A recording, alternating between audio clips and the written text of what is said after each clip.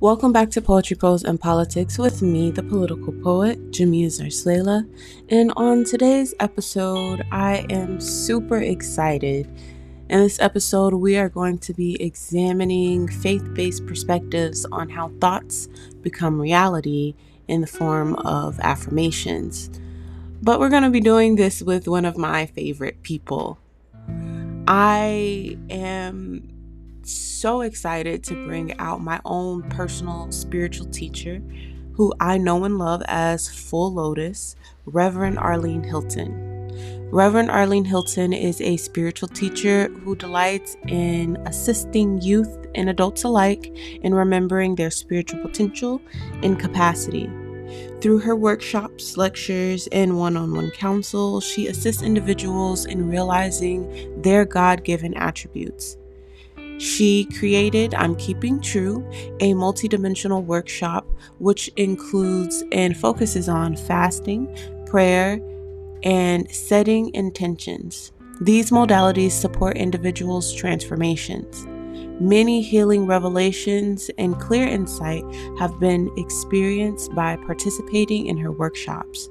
Reverend Arlene Hylton's vision is to assist individuals in remembering their spiritual potential through life visioning, intention setting, prayer, meditation, and embodying spiritual principles.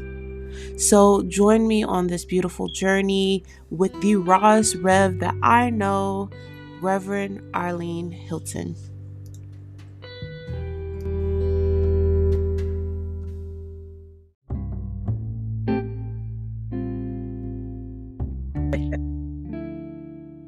Okay. Jamia, finally. We're coming together. Okay. So let's just take a moment right now to turn inward. Just grateful for this opportunity to turn within and acknowledge this gift called life. Grateful for the awakening today, the fact that we woke up to a new day. Grateful for the knowing that right where we are, there's a presence and a power that is magnificent. Whether we say God or higher power or spirit, it is everywhere evenly present. There's no spot where God is not. God is life. God is my life. God is Jamia's life. And I'm so grateful for the knowing that this podcast is a God idea. It is a God idea calling forth information that can support individuals in being inspired to live their life fully and to live a life fulfilled. My prayer this day is that the questions that are asked by Jamia, that they are answered from a place of knowing, of spirit. That spirit speaks the word in and as me, and that the questions come forth. And these questions are God ideas as well that come forth, and that they're answered with the ease of grace. Grateful for this time together. I name this time inspirational.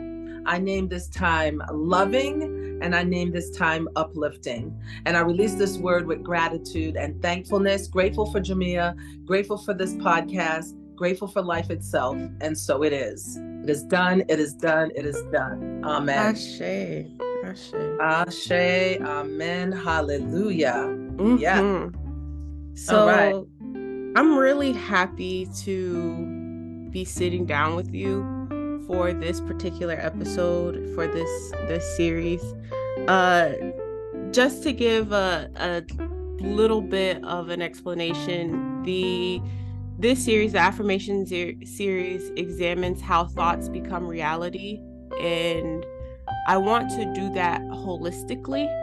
I want to examine what it means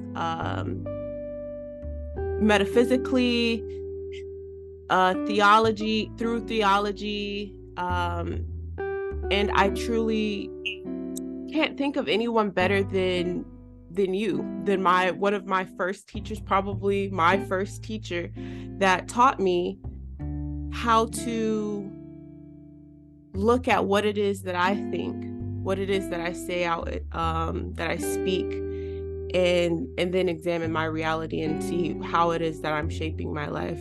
Rev Ra is how I call you. Rev Arlene is how we know you. But Rev, can you speak to who you are at Agape, as well as what you do with women in recovery and other projects that you're even doing in the beginning of the 2023? All right. Well, wonderful. First of all, I'm in gratitude. I just want to say thank you for remembering the time you were young and in the teen program with me, and the fact that I've been doing that for 21 years at Agape International Spiritual Center still boggles my mind. Yet I know that the reason I'm there and the reason I'm doing the work I do in the world is because of a decision I made as a teenager. So I've been at Agape International Spiritual Center since 2001. Reverend Michael Bernard Beckwith is my teacher. And I came into that community knowing principles because I'd been with other spiritual communities such as Unity and such as, Unity and Johnny Coleman, Universal Foundation for Better Living. I've been in a lot of metaphysical communities, yet Agape is where I blossomed from the core of what I knew. So working with teens was my dream. I end up working in the teen room. I feel if you can work with teens and you honor them and love them, you can work with anybody, because teens don't get away with anything. And so I've worked with wonderful teenagers, and then we started the young adults ministry at Agape called Odyssey. That ministry is for the 20 to 35-year-olds. That's been powerful. That's been going on for 15 years now. And then we have our Young Women's Mentoring Program, which blossomed out where the young women needed the space to talk that was confidential. And we're addressing, with every ministry, addressing world issues spiritually. And so this has been my foundation. I graduated as a minister in 2010, but I started my work even before that. In Boston, I was at Christ Church Unity. I was supervisor of Children's Church. So this has been a journey for me. I've continued to walk in this knowing from a child that adults need to listen, right? And so by hearing those words within myself, when I grow up, I'm going to listen. And it came out of a state of mind where, as a teenager, I tried to commit suicide, and grateful that I failed at that, but that also blossomed in me that I will listen. As I grow up, I will listen. And I've wound up in beautiful communities where I can be with young people. And that actually was the foundation that allowed me to be with those in recovery. At my treatment center, Safe Harbor Treatment Centers, I began there. It was all women. I've been there for over 12 years now. And now, starting about a year ago, we have men. So I'm actually dealing with all men at the moment, and it's been phenomenal. Basically, what I've always wanted people to know since I was a child is that they're worthy, that they're enough, and that they're needed. And if I knew those things, I would have never tried to commit suicide as a child, right? You're worthy, you're enough, and you're needed. So all of that is the foundation of where I am right now. I tried to really sum that up for you. Something that I love about you, and you even say this in your bio, is that you meet people where they are. You go to them. And now that, especially now that I am a mom, I know to even just get on my knees and look into my child's eyes when I'm talking to him. But can you tell me what it was that you meant by that? And you also have the you're a metaphysicist. And why do you prefer that term over maybe like a theologian? Well, that's very interesting. As a metaphysician, you see beyond appearance. So the work that I do and the practitioners and Reverend Michael teachings, it's new thought, ancient wisdom. I was a metaphysician before I came to the Agape community because I'd studied for so many years. And what I realized is a metaphysician sees beyond appearance. So we're not trying to pray anything away. We're knowing that beyond your circumstances, there's a greater good on the other side. healing is possible, change is possible, upliftment is possible. A metaphysician sees beyond, as I said, beyond appearance, meaning that something may look one way, but under there is God. Under it, there is a presence and a power, and that those circumstances can change, right? Circumstances are changeable, but the presence of God is unchangeable. So I'm not a theologian because I didn't study the Bible, from one end to another. I know the Bible, I know parts of the Bible, but I also know Buddhist teachings. I also know Muslim teachings. I know other teachings. I know the different teachings. So by that, I can see the common thread, which is love. And that I believe that we are from a loving presence that is carrying us and sustaining us through this thing called life. And so that's why I am a metaphysician. That's who I am. And I do not teach hell and damnation. I believe that we all can transform our life. And there's a saying, as a man thinketh, so is he. And so I learned that when I was younger, that our thoughts are things, learning it from Ernest Holmes' teaching, thoughts are things. And now as I've evolved and expanded, because I'm going beyond evolution. Now that I've expanded, I understand that thoughts are things, but thoughts become reality with the feelings. So it's thoughts and feelings that create. And so knowing that, I've actually changed my views over the years. I'm happy that you brought that up because yes, there is a teaching by Chinese philosopher Lao Tzu who says, watch your thoughts, they become your words. Watch your words, they become your actions. Watch your actions, they become your habits. Watch your habits, they become your character. And watch your character because they become your destiny. And Lao Tzu, I think, is old master, is a Chinese philosopher. And in so many different places, me coming up from a Pentecostal Christian background, I remember verses such as, Genesis 1:3, and God said, let there be light. And then there was light. Or Proverbs 18:21, that there is death and life in the power of the tongue, and those who love it will eat its fruit. Exodus chapter 3, where Moses asked that burning bush that we remember asked for God to give his name, and God responds, I am that I am. But we know that affirmations are a tool.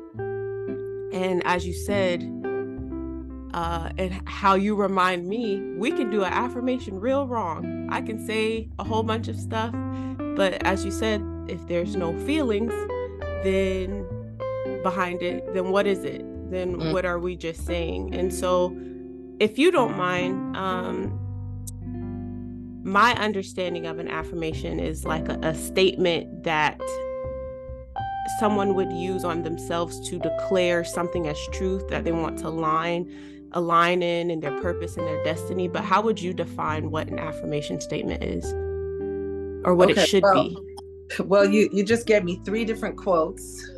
So, and they have so many different meanings. So I'll start with your question, your focus question about affirmations. Affirmations are affirmative statements. That's what they are. And in my spiritual community, we do affirmative prayer. And affirmative prayer was taken from the template of the Lord's Prayer, because Jesus was asked, how should we pray? And Jesus said, pray this way. We've taken that prayer and made it into a template, and that's how we pray. We begin with gratitude, and then we go down a list of how we pray, right? It's an affirmative prayer. So therefore, there's no begging and beseeching God for anything. Yet in the Lord's Prayer, it says, give us this day our daily bread. It doesn't say, please give us this day our daily bread. It says, give us this day. We're affirming, we're claiming this day our daily bread.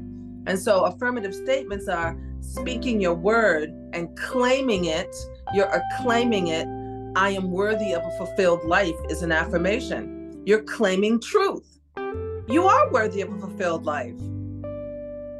Now, what can support you in having a fulfilled life is if you have any non-forgiveness, to forgive. If you have resentments, to release those resentments. I mean, there's things that can block us from having an affirmative and beautiful life.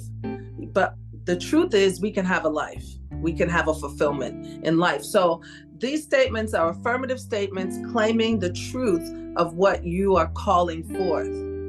And so I believe that that is the power of affirmations. Yet you can speak affirmations, yet if you do not believe what you're saying, and if there is no feeling behind those affirmations of, yes, it's mine, then they're just words that you're speaking.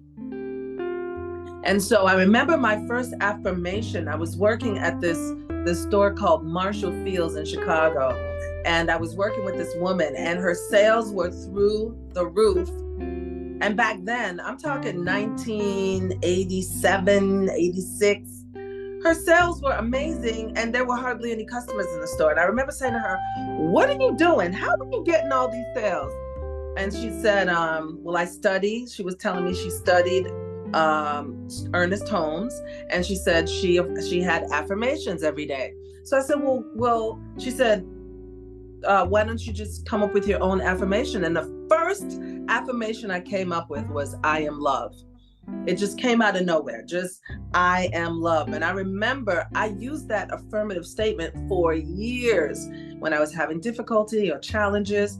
I didn't really blurt off a bunch of affirmations. I had one solid affirmations that I used. I am love. Now let's go back to the statement about when Moses asked the question, who are you? Who do I say? What is your name? Who do I say that you are? And it was said that this burning bush that would not be consumed said, I am that I am. I am that I am, meaning that the presence of God is me. I am that I am. So the presence of God, if God had a finger, is saying, I am, pointing finger at you, that I am. And so I'm very conscious of what I put with my I am. For instance, I hear people say, I am stupid, oh, I'm so fat, oh, I'm so ugly, or that is defiling the name of God. And so when I speak the word, I speak it, I am worthy, I am enough, I am expanding, I am ... I always make sure I put my I am with affirmative statements. And that's what I teach the teens. That's what I say to our teens. You have to change your mind. Now, just so you know, there are mantras, and mantras are a little different from affirmations. But affirmative statements are to change your mind. And a belief is a thought that you've thought so many times that you've come to believe it. And so you repeat these affirmative thoughts, you put your feeling into it. What would it feel like to know that about yourself? And eventually getting to a place of not just believing it, but knowing it. I think that's really interesting that you say that, because I can remember being in the team room and battling with I dealt with a lot of anxiety because of just life. And I kept reciting, or my mantra was, I am anxious. And I just wanted to fix that I was anxious, but I would not let it go that I kept saying that I was anxious and that I have anxiety. And I put that claim on myself. And that's where the isms would come from, is that this person is and that person and I placed that on myself. How did you find yourself being able to combat self-doubt? Was it just through, what work did you do? Well, it's very interesting though. I want to tap back into that statement, I am anxious, because that's an example of not only were you stating that to yourself over and over again, but you were recreating that in your life over and over again. And this is no judgment. This is just an opportunity to just take a look at how we are creators. We were created to create by the Creator. And so you were creating this feeling tone of anxiety. Now, what I want to say is, and I'm not talking medical terms of anxiety, and if I had known that, or when I do meet someone who tells me they're anxious, one of the things I say to them is not to put your I am with anxiety. I experience anxiety is far different from I am anxious. And so the verbiage would have changed from I am anxious to, I feel anxiety sometimes, or I am experiencing anxiety right now. So you're not claiming it for yourself. It's an experience that you're having in the moment and that you're going to pass through it. That's the difference. That changes the view of it, and it also gives it less power. Another thing with anxiety is many times, again, I'm not talking medical anxiety, but anxiety in itself is like it's a lack of creativity. There's a block somewhere. And to step into something creative, whether it's coloring, which is what I started doing. I started coloring during COVID, although I was going to work every day. I was coloring, and I dance if you love to dance. But doing something creative can help unblock you when it comes to anxiety. And also, anxiety is thoughts that you are thinking that are against your truth. So whatever thoughts are going in your mind, something back there is against your truth, because the truth of it is you are a grounded and courageous individual. That's your truth. I'm just speaking those words for you. So anyway, I had to tap into that. So my apologies if I got off track, but I had to address that. No, I appreciate it. And you have many a times told me to stop claiming that you are anxious or that you are anxiety, and stop saying, even with my own kids, like, even if it's a joke, don't even joke with my son. And it's so interesting because I feel like there's this ebb and flow of me looking at what's going on around me, especially during COVID, where we had to sit down, and social media in general was our window to outside of what was going on. And there was, before, I had a lot of noise from the outside world that combated with my inner voice. What you're talking about, truth, like your own truth, and you trying to combat that, and me feeling like me being told things when I lived in, for instance, Texas, oh, your hair is unprofessional. Just dealing with different things such as racism, sexism, homophobia, a whole bunch of different isms, and trying to combat that inner noise. And for whatever reason, I during COVID, and I feel like I'm not alone, just couldn't battle it. I just gave birth, but there was other things, physically happening with me because I was changing. But it just, that inner noise, that outside noise came back, and I wasn't able to really deal with it. And then the way that I decided to deal with a lot of the pain that I felt from COVID was to study public policy, because I felt like public policy is, or politics is how I can be in action and also give that same love. And studying literally wanting to have a PhD was a lot about being able to be a face and a voice that affirmed people that look like me, that didn't look like me, that had experiences like me, that didn't, being able to teach in prisons, so many different things I wanted to just combine because I was so angry, and justifiably so. And so how do you deal with those, because we have real emotions at looking at the ugliness of life, that might happen, that might appear on TV, that might that might just be when you're dealing with people in recovery. If you were to deal with somebody that was a racist person, you still have to very much so correct them. But how do you, as a person that studies meeting people where they are, how do you approach them accordingly with meeting them where they are? Well, this is interesting because I don't know where that's written that I said I meet people where they are, because there's a saying, when the student is ready, the teacher will appear. I changed that saying to when the teacher is ready, the student will appear. So what I believe is that people meet me when they're ready for me. They meet me when they're ready for these teachings, and they may not even be conscious of it, but that's why you're meeting me for a reason. There's a reason that you're here and now and talking to me in this moment, right? So that's one part of it. So that's a little bit more of an understanding as far as meeting people where they are. People come to me when they're ready to change, or when they're ready for upliftment, or when they're ready for something more than what they already know. That's when they meet me.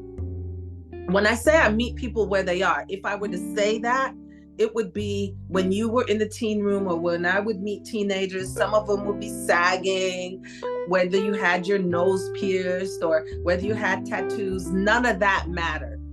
I accepted you just as you looked. It didn't matter. I didn't care if you were bi, if you were gay, if you were straight. Like, none of that mattered, because principles don't matter. Principles don't care about that.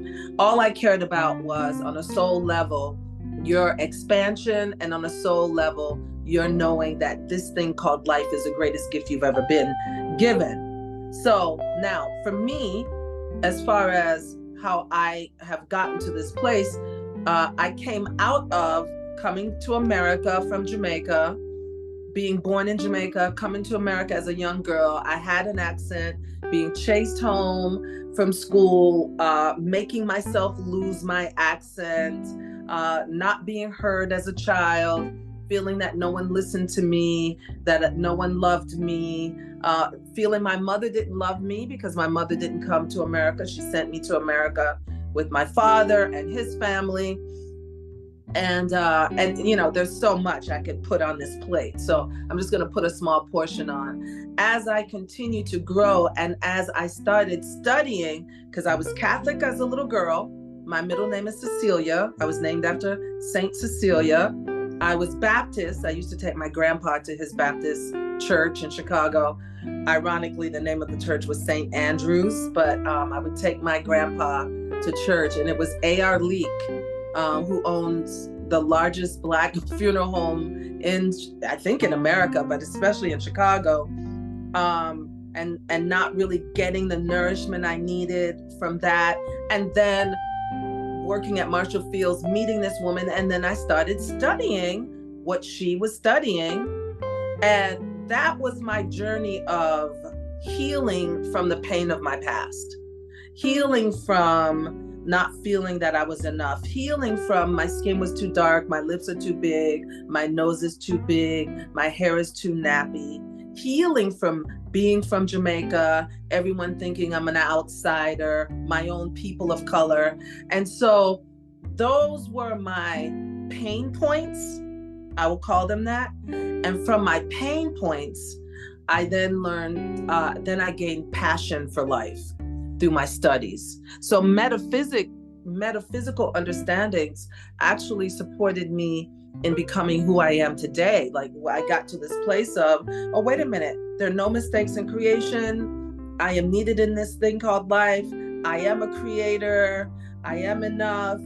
And then I even got rebellious. Oh, my nose is too big. I pierced my nose. Oh, my lips are too big. I started glossing my lips. My hair is too nappy. I locked my hair. I was rebellious. My nickname in high school on my school jacket was Jamaica. Like, I started doing things to what the world, there's a statement I used to say in the teen room, what the world says is wrong with you is really what's right with you. And I just started living from that understanding. That's the best way I can put it, that these understandings that I have, that I am at one with God. And if we go biblical, Jesus said, I and the Father are one, which he didn't even say Father, it was Abba, but that's another story.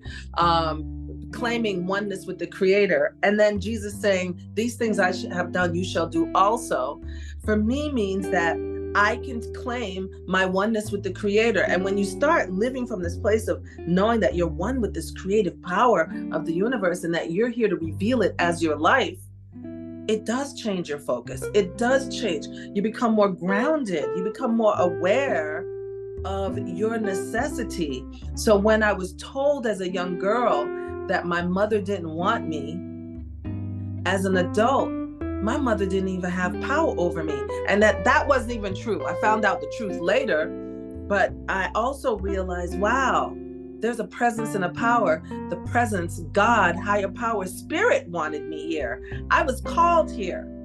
And when you understand that, that's your liberation. I love that. And I love that how consistent, like people are going to listen to this and they're going to hear it, but you really walk that. That is literally like, I see your steps in that, who you are as a person in a lot of moments. And I guess like I don't want to say I fangirl over you or I awe over you, or I like want to sit at your feet, because I have literally done so, but I just think of it as I really am gotta be there. And how do I continuously remind myself of getting there? So like listening to that and getting that reminder of, oh, this is the mindset that you were taught, and just continuously just continuously affirming that, just continuously knowing that is true for my life. Mm-hmm. And it's so interesting because for so long I've always wondered, how am I gonna raise I have 2 Black boys now. How am I going to raise my Black boys in this America that only likes them when they're performative? And, and I'm always concerned. I experience anxiety when it comes to, my Black boys, because there's just so much that I see, and remembering that I just have to, just like you do, walk that. They will watch me walk that, and that's how they would be raised to. That's how I would raise them to be able to live in life and experience joy, no matter what's going on, no matter what's being seen on TV or what's being talked about. And so I'm just so happy that you were able to come here today, and I'm happy that you're continuing this. I mean, you have a program called I'm Keeping True, right? That you're doing in a couple of weeks. Do you want to talk to us about what that is? And sure. How we might join? And before I get to that, I just want to add something. You mentioned racism. This is very interesting because I am always in work situations where I am the minority. It's me and a bunch of other people. And right now I'm in a situation at my treatment center where there is a person who is racist. And what's interesting, and I've encountered that before, I don't encounter it outwardly a lot, but this particular individual has said a few things about me behind my back, and he doesn't even know I know. And when I see him believing and knowing the truth principles that I know, I see him and I see the face of God. I know that he is not just that. And I can't tell you how many times he's thanked me. When I talk to him, he has no idea I know the things he said about me, because none of that is important, because I know who I am. I know who I am in God. And when we know who we are, no one can dictate to us. I don't even use the word. There's a word that people use. I so took it out of my mind, I can't even remember it anymore. There's a word. What is that word? When people, there's certain words that I don't use, and I don't put labels on people, meaning they have power over me, because on a spiritual level, no one has power over me. No one has power over you. We are powerful beings. And so when there's certain terms that I don't use to raise people up above me, absolutely not. I don't use the word boss. No one is my boss. God is my boss. I'll use that as an example. There's certain things that I don't use because I will not have anyone above me. There's only one presence that is greater than me. That's God. That's higher power. All right. So I just want to throw that in. So I'm keeping true. First of all, I'm so honored that you know that I walk this. I'm Keeping True is a program that I created, and I was actually living it during Lent season. And Reverend Michael saw me one day and he said to me, "Hey, what's going on? You're glowing. You look great." I said, "Oh, I'm just fasting." He said, "Oh, you make that into a program." And I was like, okay. In my head, of course, I looked at him and just smiled. And then a year later, I had people start joining me. And basically, it's been 15 years that I've been doing the program now. And it's daily readings that I've written, fasting from animal products during the season of Lent. This is all during the season of Lent. And then I added during the season of Ramadan. So it's writing a gratitude list every day, setting your intentions every morning. We're on a call at 6:15 a.m. in the morning, praying in the day. And at night at 7 p.m., we're on the phone. I believe it's 7 p.m., maybe 8 p.m. We're on the phone, gratitude, making a gratitude vortex. Like, it's a program that I created that actually mimicked my life. And now people have been doing it with me for years. Some have done it with me 14 years, 10 years, 15 years. And so it's coming up. Lent begins on, let's see, I think Ash Wednesday is the 22nd, yes, of this year. And we launch on the Sunday before Lent. And then we have a Fat Tuesday call. But it's really deepening your prayers, deepening your gratitude, being intentional every day. And it's a really powerful program. I added Ramadan. I started doing it during Ramadan for 30 days. And then last year, Ramadan and Lent overlapped. And I believe it's going to happen again this year. So we may not do Ramadan until it's separate again. But it's a powerful program. And it's about, keeping true to your true self, keeping true to honoring your creator every day. Remembering that you're not alone, that there's a power that is for you, that the universe is conspiring for your good. I could just keep on going. So I'm going to stop right there. Oh, there it goes. No, I'm really happy that is a program that you have, because, like I said, trying to find that inner voice again, for one, being reminded, having a community to remind you, either virtually or not, or in person, to get out that outside noise that combats what you both feel and what it is that you both say about yourself. But nevertheless, thank you again so much for joining us today. And if the folks do want to find you, where could they do that? On social media as well as your website? Well, on social media, I am Rev Arlene 1 on Instagram. And on Facebook, yes, I still use Facebook. Every Monday night, I do a meditation and prayer session on my page.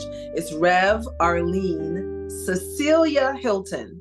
I put my full name because I have a cousin named Arlene Hylton. So it's Rev Arlene Cecilia Hylton. That's on Facebook. And I have my meditations are on YouTube, Rev Arlene, REV.ARLENE.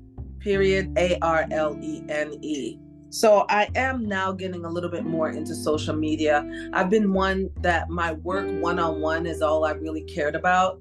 I have private clients. I have my own private clients now.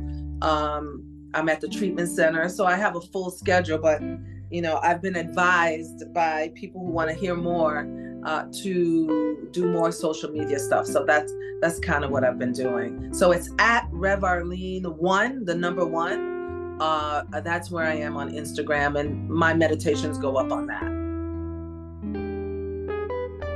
Thank you so much for that information, and thank you so much for joining us today. Before we go, Rev, I wanted to give you some gratitude. There is a practice that I would do called Give Back at the Evergreen State College that I graduated from. Mm-hmm. And Give Back is just where somebody who shared just soaks in what it is that, what everyone else has to say. So I hope you can just soak in what it is that I have to say. Thank you so much for being that I am. Thank you so much for being the finger that points at me.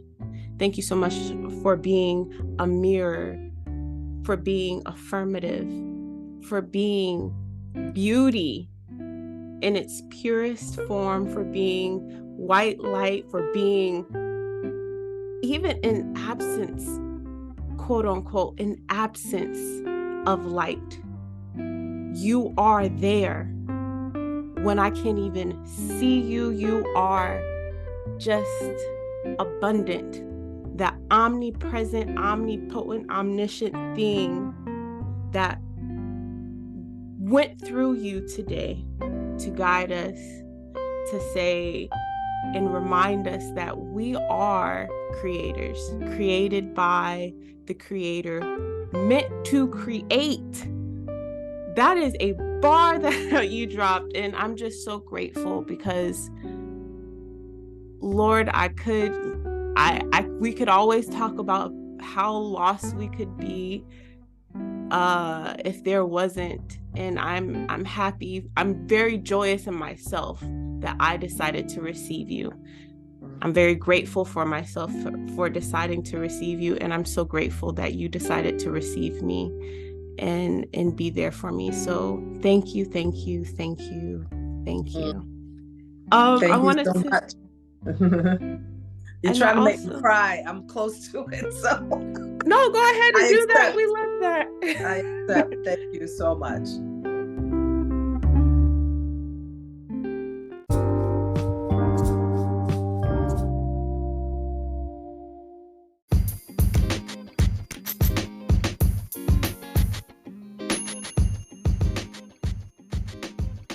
It's a wrap.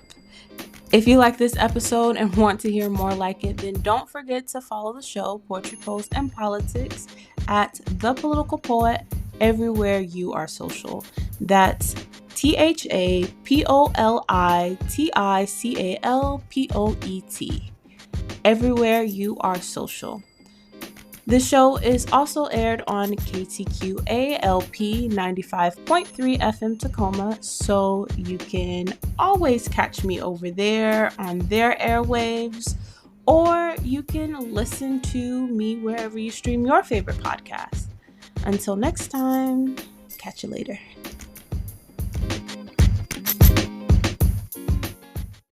With COVID putting a damper on connecting and networking, I had to find a new way to business card. That's why I went with Link. My Link card allows me to share my podcasts, social media, websites, or whatever else about me while still keeping it safe and social distancing. The card's NFC capability allows me to share all of that in just a tap of the phone. And the QR code on the back lands people to a custom page that I've modified for Black Lives Matter or COVID updates. In fact, you can listen to this very episode up on there now. So say goodbye to handing out your old business cards and say hello to Link. And because you're a part of the Speak Free fam, enjoy a 15% off discount by using Poetry Prose at checkout. That's visiting linkapp.com and typing in Poetry Prose. That's LINQAPP.com and typing in PROSE. OERTYPROSE